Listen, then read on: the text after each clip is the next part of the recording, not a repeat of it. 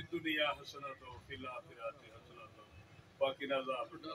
عذاب القبر وقنا عذاب الحشر وقنا عذاب الشر وقنا عذاب النار رب اجعلنی مقیم الصلاۃ ومن ذریاتی ربنا وتقبل دعا ربنا اغفر لي ولوالدي وللمؤمنين يوم يقوم الحساب اللهم صل على سيدنا محمد وعلى ال سيدنا محمد كما صليت على ابراهيم وعلى ال ابراهيم انك حميد مجيد اللهم بارك على محمد وعلى ال محمد كما باركت على ابراهيم وعلى ال ابراهيم انك حميد مجيد یا رب العالمین ساڈیاں انہاں کوششاں نو جڑا ساڈے ایم پی اے صاحب نے اپنے علاقے دی عوام دی سہولتاں واسطے کوشش کرتے ہیں مولا انہاں نو بار آور کرے یا اللہ انہاں نو پھل لاوے یا اللہ انہاں کوششاں نو نظر بد تو بچاوے اور سانو آپس ایک دوسرے دا احترام ایک دوسرے دی محبت ایک دوسرے دا حیا کرنے دی توفیق عطا فرمائے مولا نیتاں دے حال تے دلاں دے سودے تینوں پتہ ہے پر اسی سمجھ رہے ہاں کسی بھی قوم دے قائد دے وچ ایمانداری تے جرت اگر یہ دو صفتاں ہون تو اپنی قوم نو نیواں نہیں ہون دیندا سانو اے قائداں دے وچ ساڈی قیادت دے وچ یہ دوویں صفتاں بدرجہ اتم موجود کرے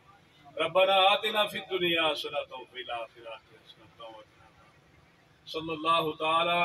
علی خیر خلقہ محمد وآلہ وصحبہ چوہدری محمد ارشد صاحب نو انہاں دے بیٹے دی شادی دی مبارک میں جو پتہ لگا تو میں واٹس ایپ تے مبارک کلی فوراً دعاواں دے نال اور میں سمجھنا بھی میں نے ایک بندے آکھیا بھی چوہدری صاحب نو پوچھو تساں سارے جگ دے ولیمے کھادے نے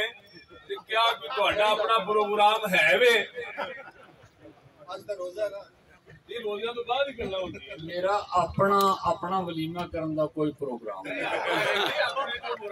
اپنے تو مراد دے اندر دی گل ہے نا جیڑی اسی سمجھ گئے ہیں انشاءاللہ اللہ تعالیٰ کی مہربانی ہے اج ترے بیٹے نہیں بلکہ 5 بیٹے بقایا ہیں بغیر کوئی حساب تے انشاءاللہ کسی نہ کسی بیٹے دے ولیمے پر شامل ضرور کریں صحابی کی یہ بات مان بھی لی جائے تو میں یہ ماننے کو تیار ہوں کہ شاید یہ کل میں نے منظور نہیں ہوا وہ کیوں